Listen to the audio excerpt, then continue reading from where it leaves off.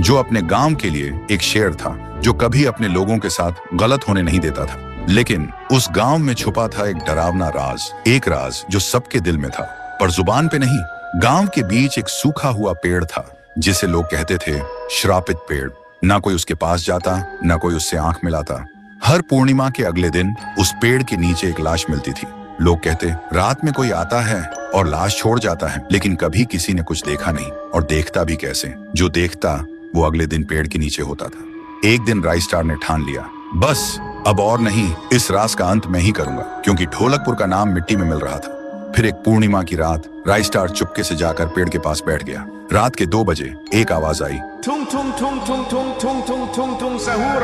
और फिर वो पेड़ भूत में बदल गया। वो भूत कुछ अजीब सा था, एक भयानक शैतानी हंसी वाला चेहरा, आंखें बड़ी बड़ी। वो पेड़ चल के एक घर के गेट को जोर जोर से खटखटाने लगता है। तभी एक आदमी डर के मारे आवाज सुन के बाहर निकलता है। वो भूत अपने लकड़ी जैसे हाथ से एक ऐसा थप्पड़ मारता कि उसकी सांस वहीं थम जाती है, और उसी जगह उस लाश को ले जाता है और वापस फिर से पेड़ बन जाता था। देखते ही राइस्टार का दिल कांप जाता है, पर वो कुछ बोलता नहीं।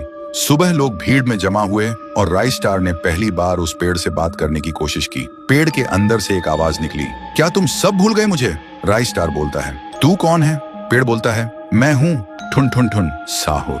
एक वक्त था जब मैं भी इस गांव का एक प्यारा सा बच्चा था, लेकिन 100 साल पहले मुझे इसी पेड़ से रस्सी बांधकर उल्टा लटका दिया गया, गांव वालों की आंखों के सामने, और मेरी मौत को तमाशा बना दिया गया, सिर्फ इसलिए क्योंकि मैंने एक राज देख लिया था जो लोग छुपाना चाहते थे।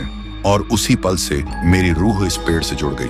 उस दिन से मैं इंसान नहीं, एक सज्जा बन गया, और हर पूर्णिमा में एक राजदार को चुनता हूँ और फिर उसे उसकी खामोशी का हिसाब देता हूँ। राइस्टार बोलता है, लेकिन अब तो वो लोग मर चुके हैं ना, जो तेरा कसूरवार थे। अब तू मासूम लोगों को क्यों मार रहा है? पेड़ कुछ देर चुप रहता है, फिर बोलता है, ठीक है, बस एक बार मुझे याद करो, एक दिया जला दो, फिर मैं कभी किसी को नहीं मारूंगा। फिर रात में सब लोग आते हैं, एक एक दिया जलाते हैं, और तभी पेड़ अपने आप से आग पकड़ लेता है, और आखिर में मुक्ति मिलती ठुन ठुन ठुन साहुर को।